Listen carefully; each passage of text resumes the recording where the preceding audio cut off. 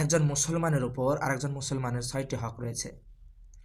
আবু হুরায়রা রাদিয়াল্লাহু তাআলা আনহু হতে বর্ণিত, তিনি বলেন, রাসূল সাল্লাল্লাহু আলাইহি ওয়াসাল্লাম বলছেন, হাক্কুল মুসলিমি আলাল মুসলিমি সিত্তুন। একজন মুসলমানের উপর আরেকজন মুসলমানের ৬টি হক রয়েছে। ১ নাম্বার হলো, ইদা লাকিতাহু ফাসাল্লিম আলাই।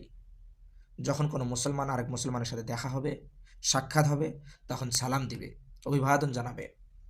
২ নাম্বার, ওয়া ইদা দাআকা ফাআজিবহু। কোনো মুসলমান ভাই যদি আরেক মুসলমান ভাইকে দাওয়াত দেয়, তাহলে তার দাওয়াত কবুল করবে, গ্রহণ করবে।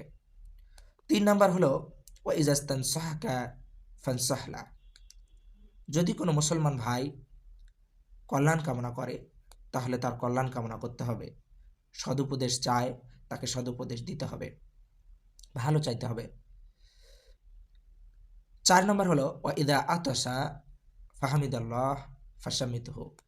যদি কোনো মুসলমান ভাই হাসি দেয়, আলহামদুলিল্লাহ বলে, তাহলে তার জবাব দিতে হবে, ইয়ারহামুকাল্লাহ বলতে হবে। ৫ নম্বর হলো, ওয়া ইদা মারিদা ফাউদহু। যদি কোনো মুসলমান ভাই অসুস্থ হয়, তাহলে তাকে দেখতে যেতে হবে। ৬ নম্বর হলো, ওয়া ইদা মাতা ফাত্তাবিহু।